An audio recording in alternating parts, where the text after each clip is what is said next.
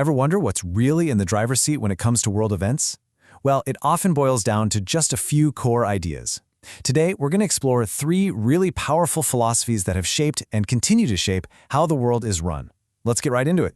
See, at the heart of it all, there's this fundamental question. Should leaders stick with what's always been done, tradition, or should they do whatever it takes to get results? We're going to break this down by looking at 3 major competing mindsets: traditionalism, pragmatism, and Western imperialism. All right, first up, traditionalism. This is a whole philosophy that's built on the belief that the past holds all the keys to the present. So what exactly is traditionalism? It's not just about liking old stuff. It's this deep-seated belief that our institutions and our values, the ones that have survived for generations, they contain a kind of accumulated wisdom. The whole idea is to reject these grand, abstract blueprints for a perfect society and instead trust what is already proven that it can work. The philosopher Michael Oakeshott, well, he just captured the feeling perfectly here. It's a really cautious approach.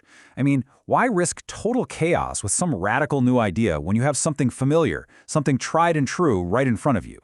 It's really a philosophy of stability over revolution. But, traditionalism isn't just one single idea. It kind of exists on a spectrum. On one end, you've got people who just want to maintain the status quo, keep things as they are. Then you have the reactionaries, who actually want to turn the clock back to what they see as a golden age. And then there's this more flexible approach, called change to conserve. This is where you argue for making small, careful adjustments precisely to prevent a big, violent revolution from happening.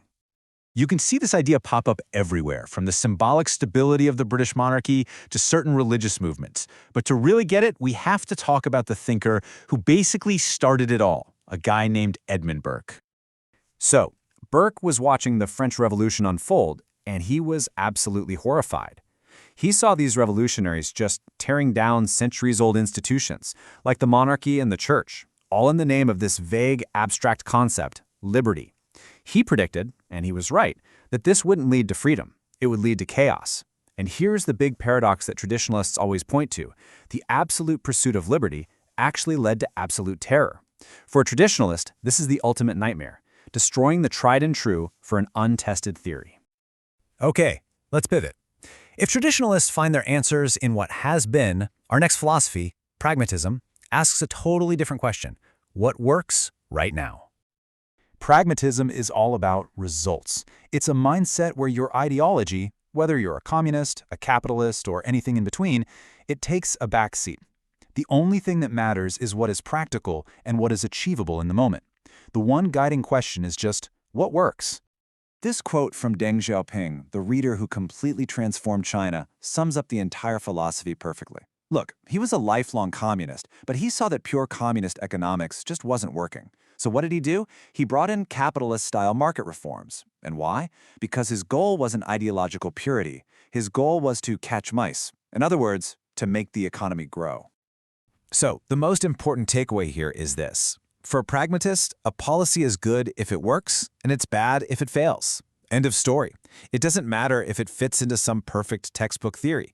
Success is the only metric that really truly counts. And this creates that constant tension for leaders, right? Do you stick to your principles, or do you just do what gets results? And this isn't just about economics.